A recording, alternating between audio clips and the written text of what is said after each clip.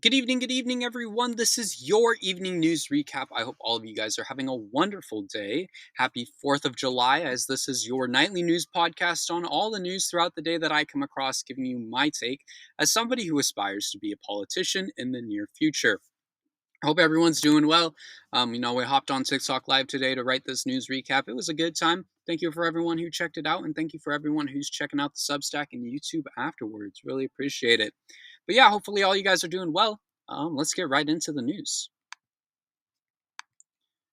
Rather than getting into the news, I know I just said that. I prepared a little speech, if you will, for 4th of July. Not really a speech, but a statement, if you will. Hello, all. Happy 4th of July, also known as our Independence Day. I hope all of you guys have wonderful plans to celebrate with family, friends, and enjoy yourself. But, you know, rather than, starting it off with some unfortunate news, I wanted to remind you all of, you know, the importance today. If you ask Benjamin Franklin, little fun history fact for you, our wonderful holiday started on July 2nd, 76, the day we signed the Declaration of Independence and the 13 colonies separated themselves from the English. This holiday represents freedom, opportunity, and justice for all. And I know, in the modern day America, that doesn't seem to be the case, but it is. As much as people disagree, we should still have hope, because without hope, we wouldn't be where we are today. Without hope, we wouldn't have won the Revolutionary War. Without hope, we wouldn't have made it this far. You know, the hope that we're hoping for right now is that in 4 years, we will not only be able to fix this country, but build it into something even better. We are a young country. We've only been around for 249 years. And we still have the opportunity to be something better. That is what the United States has been throughout its history, a country that strives to be better. And that's what we must do. As Joe Biden once said, um, we do not scare easily. We do not bow. We never bend. We never break when confronted with crisis. No, we endure. We overcome, and we always, always, always move forward. We are America, second to none, and we own the finish line. Don't forget it. Thank you, everyone, for listening to that little speech, if you will. Anyways, we'll get on into the actual news. Moving into the Trump administration segment, per usual, Trump plans to host a UFC fight at the White House. Damn, come in full speed with your truck, why don't you? Anyways, Trump has announced that the White House will host a UFC fight next year. He announced that an Iowa event would be a championship fight with an audience of up to 25,000. Trump said to the crowd, "Does anybody watch UFC? The great Dana White's. We are going to have a UFC fight. So we're going to have a UFC fight. Think of this, on the grounds of the White House. We have a lot of land there," he said. The UFC would be one of many marks in the 250th year anniversary of U.S. Independence Day, going on to say, "Every one of our national parks, battlefields, and historic sites are going to have a special event in honor of America 250. When Trump, sold Teslas on the White House lawn, I thought, man, for White House advertisement, I don't think it's going to get any worse than that. But what should I truly expect? I wouldn't be surprised if he opened up one of his Trump casinos on the White House lawn at this point. That man is just going to use it for a cash grab, just like he's done everything else, just like he did a crypto scam on the first day of him being in office, and so much more. He is in it to put himself forward. He is not in it for the American people like the president should be. So I'm not shocked that there is going to be a UFC fight on White House grounds in the year 2026. Anyways, moving on, Trump has officially signed the budget bill into law. Trump has signed the budget bill into law that narrowly passed both the House and the Senate. The atmosphere in the White House was celebratory after Trump signed the bill. In a speech on the White House lawn, Trump thanked Republican lawmakers for helping him get to the bill on his desk. Trump said, "This is the largest spending cut, and yet you won't even notice it," he said of the bill. The people are happy.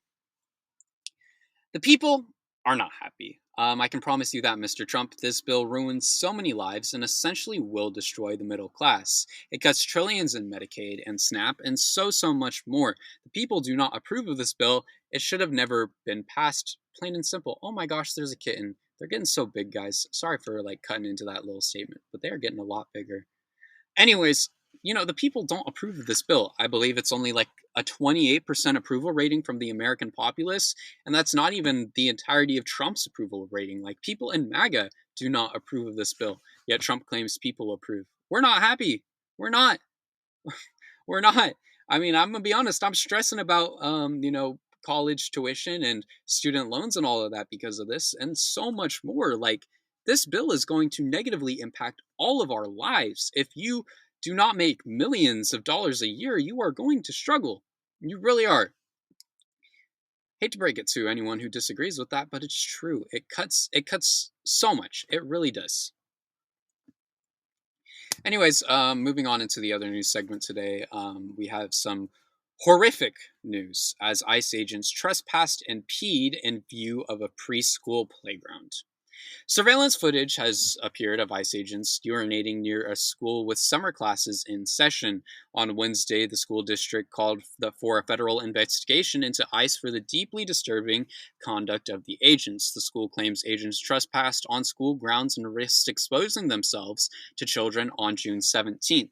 LA County Supervisor Janice Hahn, who represents Pico Rivera, said in a statement, "It's not enough that they've spent weeks violently ambushing people. Now ICE and CBP agents are allegedly entering school campuses, pulling down their pants, and urinating on playgrounds." She said, "It's a slap in the face to our communities, especially our children."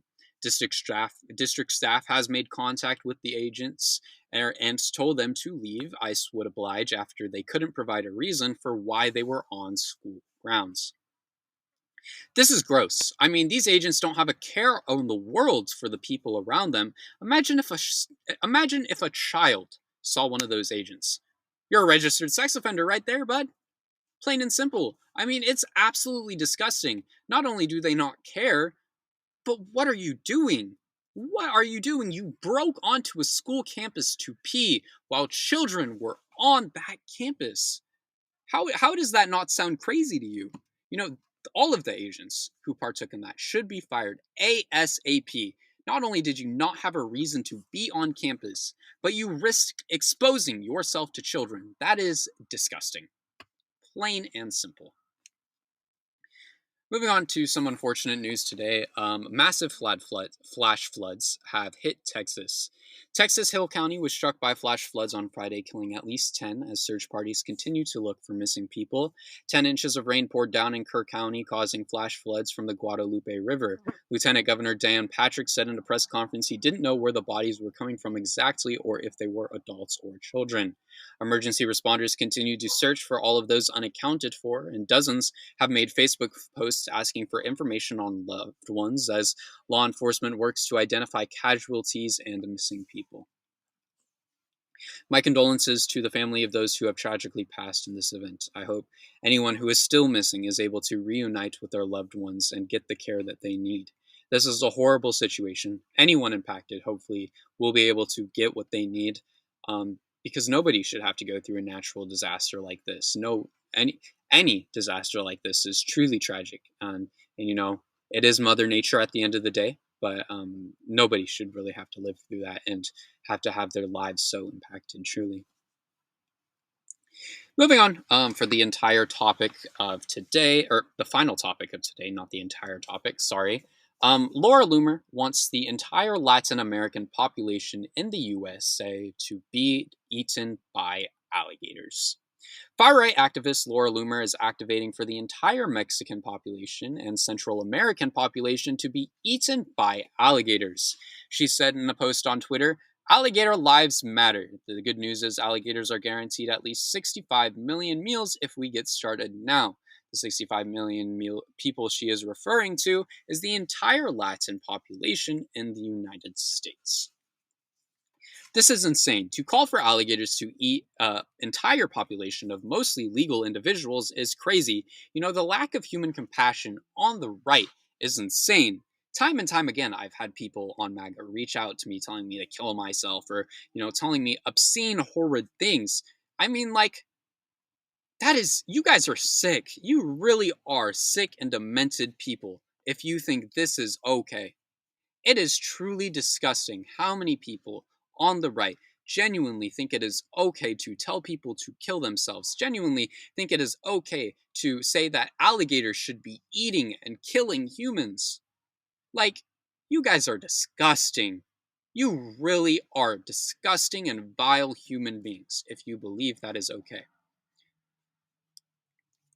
But with that being said, thank you all so much for watching today's news recap. Hopefully you guys all enjoyed. If you're on YouTube, please consider subscribing, dropping a like, dropping a comment down below. We're on our way to 500 subscribers. That is the goal. That is the dream. If you're on Substack, please consider pledging your support. All funds go to me. As we know, I'm going to college shortly, so all funds will help me pay for food and clothing and all those kinds of things. But if not, you can always subscribe for free. I truly do appreciate all forms of support on this content. Means the world to me. I wouldn't be doing this if it wasn't for you guys. So thank you all so much for watching this video, and I will see you all in tomorrow's episode. Happy 4th of July, everyone. Later.